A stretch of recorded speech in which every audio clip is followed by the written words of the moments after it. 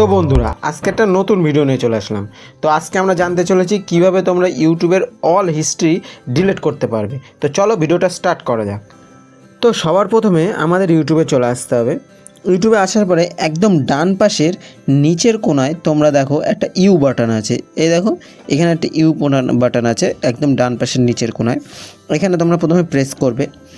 এখানে প্রেস করার পরে এবার একদম ডান পাশের উপরের কোণাটায় দেখো, একদম ডান পাশের উপরের কোণায় দেখো একটা সেটিংস বাটন আছে।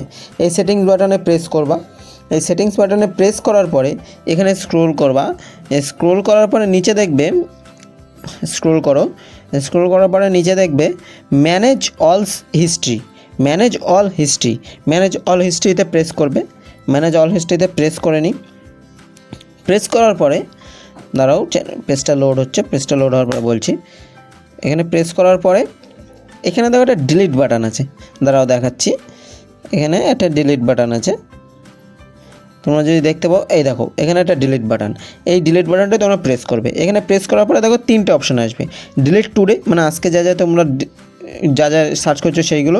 ডিলিট ম্যানেজ রেঞ্জ মানে তোমরা যে সারা মানে তোমরা বিভিন্ন ডেট সিলেক্ট করতে পারো, যে এই ডেট থেকে এই ডেট মানে 1 তারিখ থেকে 5 তারিখ এই ডেটের ভিতরে যেগুলো সার্চ করেছো এইগুলো। আর ডিলিট অল হিস্ট্রি, তো আমি ডিলিট অল হিস্ট্রিতে প্রেস করলাম। আমি সব হিস্ট্রি ডিলিট করবো।